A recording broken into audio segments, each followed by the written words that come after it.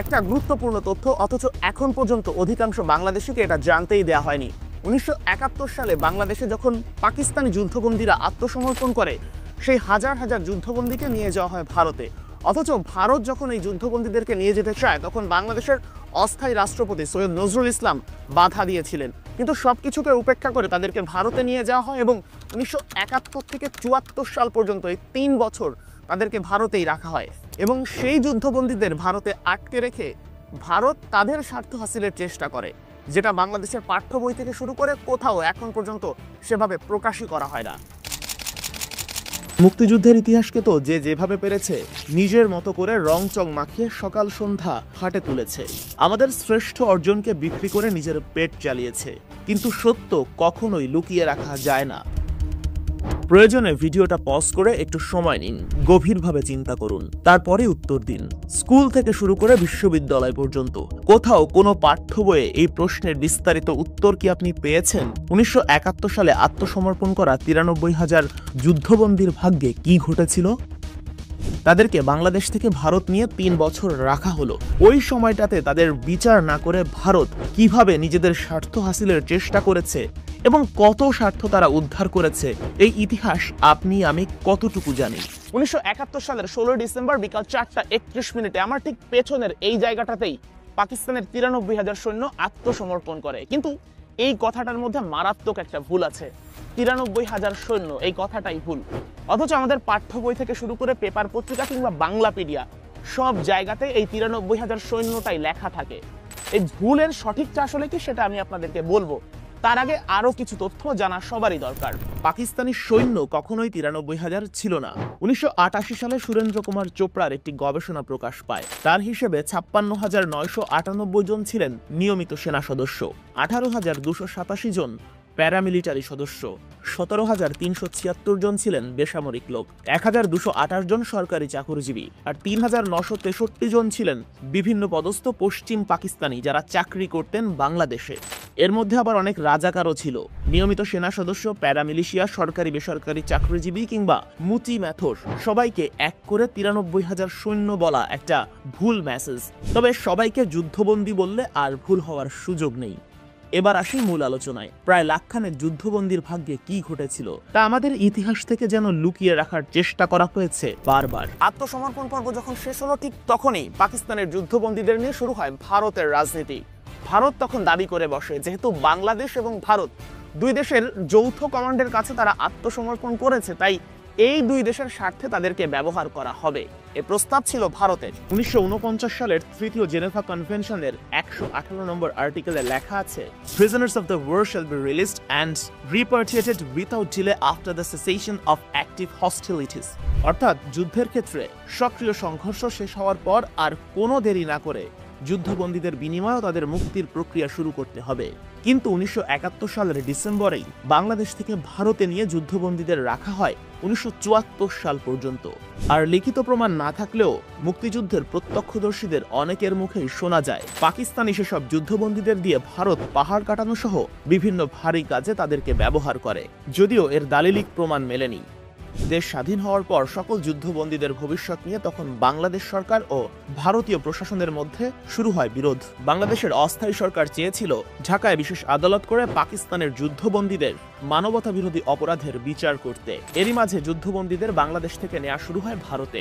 আটক পাকিস্তানিদের জল, স্থল ও আকাশপথে বাংলাদেশ থেকে ইন্ডিয়াতে নেওয়া হয়। শেখ মুজিবুর রহমান তখনও পাকিস্তানের কারাগারে। অস্থায়ী সরকারের রাষ্ট্রপতি সৈয়দ নজরুল ইসলাম 1971 সালের 23 ডিসেম্বর ভারতীয় প্রশাসনকে জানায় বাংলাদেশে রেখেই যুদ্ধাপরাধীদের বিচার করতে চায় তারা। কিন্তু সার্বিক পরিস্থিতি চিন্তা করে তখন সেটা সম্ভব হয়নি। অবশ্য ভারতও এই বিচারের পক্ষে ছিল না। ওই সময় ভারত শুরু করে নতুন খেলা। 93,000 সৈন্যর সাথে পাকিস্তানি সেনারা যে অস্ত্র, গোলাবারুদ ও ট্যাঙ্ক নিয়ে বাংলাদেশে যুদ্ধ করতে এসেছিল, সাথে যুক্তরাষ্ট্র থেকে দেয়া অস্ত্র, তার সবই নিয়ে যায় ভারত। অথচ নিয়ম অনুযায়ী সেগুলো বাংলাদেশের অস্ত্র ভাণ্ডারে জমা থাকার কথা ছিল। মহারাজা কৃষ্ণ রাসগোটরার মতো অনেক অভিজ্ঞ ভারতীয় কূটনীতিকই এই বিপুল সংখ্যক বন্দীকে ইন্ডিয়া নিয়ে যাওয়ার পক্ষে ছিলেন না। রাসগোটরা বলেছিলেন, সৈন্যরা দেশে ফিরে গেলেই ভুট্টো এবং প্রশাসনের ওপর চাপ বাড়বে, ব্যর্থতার দায়ভারে পাকিস্তান নিজেই মাথা নত করবে। কিন্তু ভারতের অনেক উচ্চ পদস্থ কর্মকর্তায় তার সাথে একমত হতে পারেননি। ভারতীয় নীতি নির্ধারকরা মূলত গেমটা অন্য অ্যাঙ্গেলে খেলতে চেয়েছে। 9 মাসের যুদ্ধে পাকিস্তানের বিপুল সংখ্যক সৈন্য নিহত হয়েছে। বাকিরা এই রেসকোর্স ময়দানে 1971 সালের 16 ডিসেম্বর করল আত্মসমর্পণ। ভারতের মাথায় তখন আসে নতুন প্ল্যান। চিরশত্রু রাষ্ট্র পাকিস্তান, তাদের বিপুল সংখ্যক সেনা সদস্যকে যদি ভারতে আটকে রাখা যায় এবং যত বেশি দিন আটকে রাখা যাবে ততই বেশি লাভ ভারতের। সেজন্য বিভিন্ন ক্যাম্পে সেসব যুদ্ধবন্দীদেরকে পাঠানো হলো ভারতের। কিন্তু যারা সিনিয়র সেনা সদস্য ছিলেন, সিনিয়র অফিসার ছিলেন, তাদেরকে আবার বিশেষ ব্যবস্থা করে ভারত রাখা হয় বিশেষ সুবিধা দিয়ে।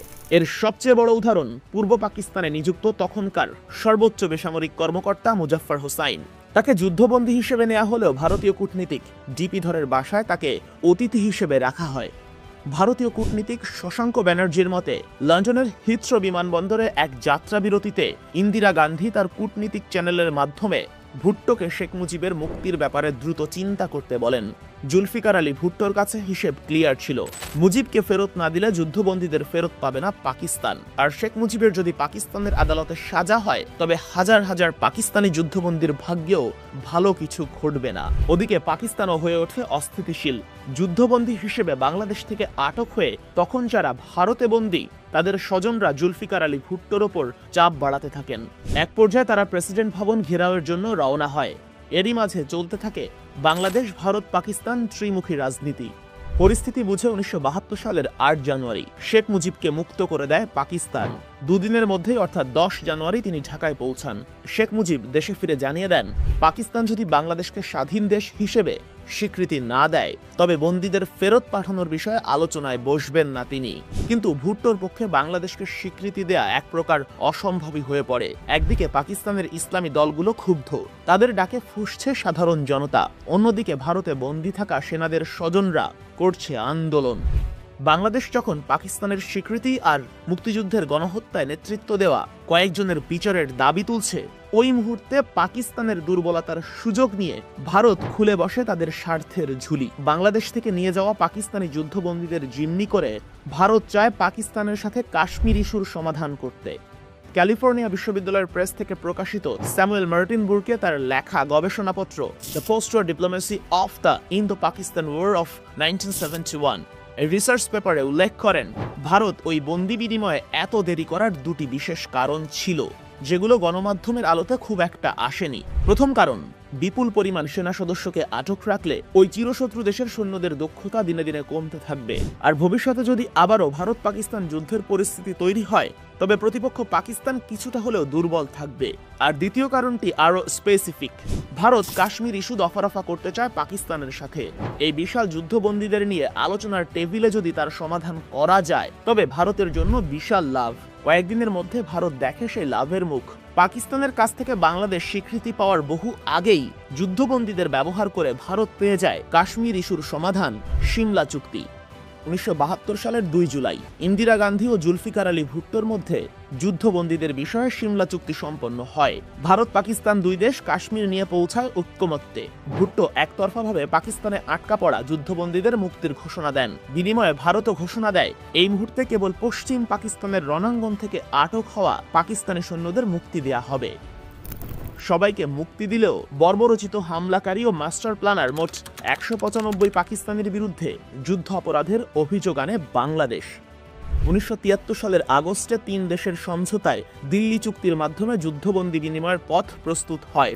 চুক্তিতে মূলত প্রধান 3টি ধারা ছিল। নাম্বার 1, 195 জন বাদে বাকি বন্দীদের ভারত থেকে পাকিস্তানে পাঠানো হবে।